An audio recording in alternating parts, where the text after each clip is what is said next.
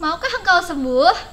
Jangan lupa ikuti seminar penyembuhan luka batin di Gereja Santo Paulus Pringgelayan tanggal 26 sampai 29 November 2024. Jadi, maukah engkau sembuh dan jadi berkat buat sesama. Shalom, aku Angelus Dionza, aku dari lingkungan Barnabas. Aku mau berbagi cerita pengalaman aku ikut retret penyembuhan luka batin di tanggal 14 sampai 16 September yang lalu. Jadi jauh sebelum ada info acara itu, ingatan-ingatan tentang traumaku, kejadian-kejadian yang melukai hatiku, yang sangat melukai hatiku itu terus muncul. Jadi pikiranku nggak tenang, hatiku nggak tenang. Jadi aku menjalani hari-hariku tidak tenang. Aku bahkan merasa aku nggak perlu minta maaf dan tidak perlu merasa bersalah kalau aku bersalah sama orang yang bikin aku trauma itu. Aku pikir luka yang aku buat itu nggak sebanding sama luka yang dia buat. Aku mikir aku sudah memaafkan dia sampai saat itu. Emang ya, nggak ada yang namanya kebetulan. Semua itu udah rencana Tuhan. Saat aku merasakan itu, ada info RPLB. Awalnya aku nggak tahu apaan sih itu retret penyembuhan luka batin. Setelah dijelasin kok cocok ya ternyata. Kayaknya itu solusi deh buat aku yang merasa terluka, tapi aku nggak tahu caranya gimana sih aku menyembuhkan luka itu. Karena selama ini aku udah maafkan, tapi ternyata aku nggak tenang. Lalu aku daftar. Sampai di hari H-2, aku takut. Aku ada keinginan nggak mau ikut. Tapi di situ aku punya kakak dan temen yang baik yang selalu ingetin aku untuk bahwa semuanya dalam doa. Aku pasti bisa ikut, kuat, dan aku emang harus ikut. Kenapa sih kok aku takut? Aku takut aku nggak bisa nerima kalau nanti Tuhan tunjukin ternyata lukaku itu nggak cuma yang aku kira. Aku takut lukaku sesakit itu untuk aku tahu gitu. Aku takut lukaku nggak hanya satu yang aku kira itu. Lukaku ada banyak. Aku takutnya itu. Tapi akhirnya aku beneran ikut. Di selama acara itu cukup menguras emosi, tenaga, dan juga tentunya air mata. Air matanya campur sih, kayak ada kesedihan juga. Tapi kebanyakan air mata itu kita dibikin terharu gitu sama kebaikan Tuhan di dalam hidup kita, di dalam hidup aku itu luar biasa gitu. Dengan aku mau terbuka, aku mau sembuh, aku terbuka, aku menerima aku sakit, aku terluka. Tuhan kasih aku petunjuk tentang lukaku apa aja, terus akar dari luka-luka itu apa aja, penyebab luka itu apa aja, dan dampaknya dalam hidupku, dan apa yang harus aku lakukan setelah aku mengetahui semuanya itu. Terus benar, ternyata lukaku gak hanya yang aku kira itu. Lukaku lebih dari itu. Penyertaan Roh Kudus benar-benar bisa aku rasain. Dengan mudah aku bisa menerima semuanya. Aku mengampuni semua yang menjadi penyebab dan akar dari luka-luka batinku. Betul ternyata, aku dulu belum bisa mengampuni. Selama ini aku cuma ngelupain dan numpuk memori itu dengan memori-memori yang lainnya. Setelah itu aku bertekad, aku mau jadi berkat. Aku mau bisa selalu mengampuni, aku mau mengikhlaskan, aku mau mengasihi. Aku mau lebih berpikir lagi ketika aku berbicara, aku bertindak. Sekarang aku jadi kayak lebih peka aja sih. Kalau mau ngelakuin sesuatu, jadi mikir dulu, lebih mikir lagi. dulu juga mikir. Terus pesannya buat teman-teman muda, buat bapak ibu juga, buat eyang kakong, eyang putri semuanya. Menurut aku kita harus ikut sih, minimal sekali seumur hidup. Terlepas kalian merasa terluka atau enggak,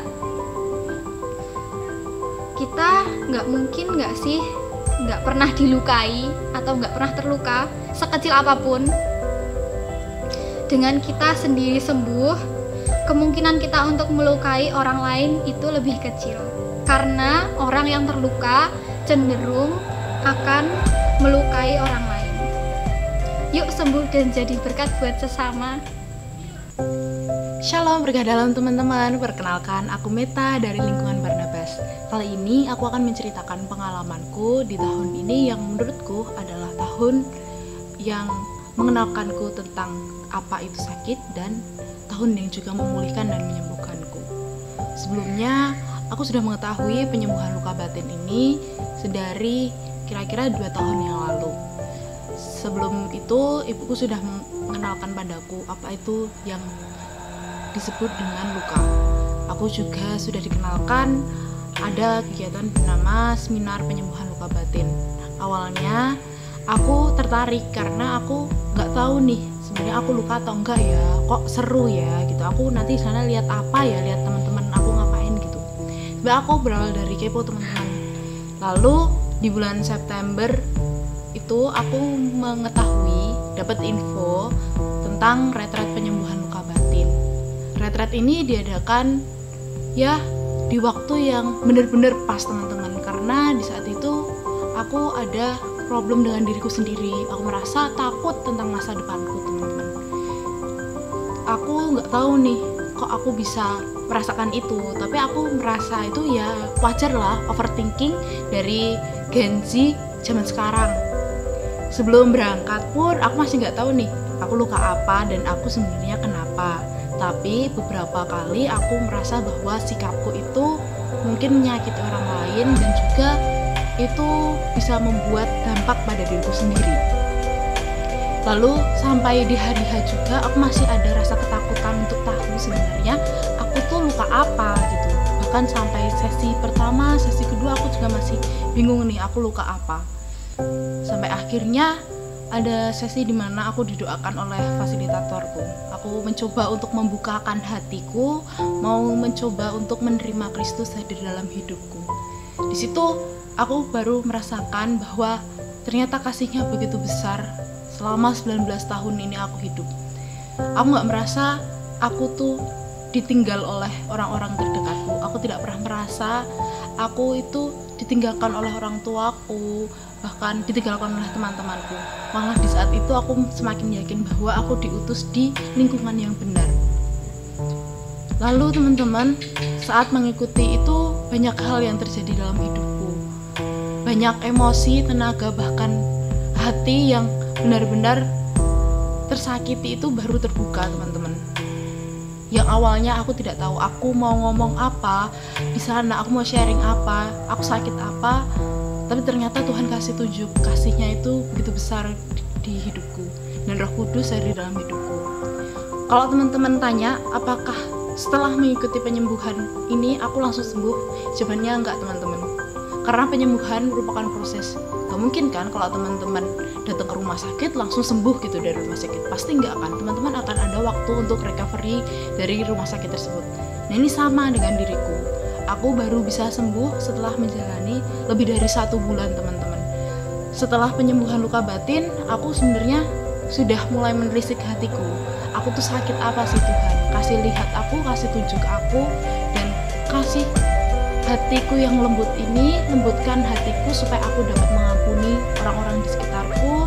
Aku juga dapat lebih peka dengan orang-orang dan juga lingkungan di sekitarku. Itu yang ngebuat aku mantap untuk tetap menjalani panggilan Tuhan kali ini.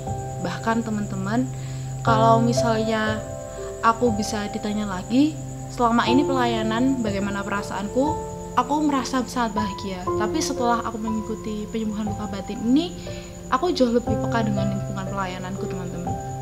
Dan itu juga ngebuat aku jadi lebih mencintai lagi pelayanan, bahwa memang aku diutus oleh Tuhan untuk melayani orang-orang di sekitarku dan juga orang-orang yang membutuhkan.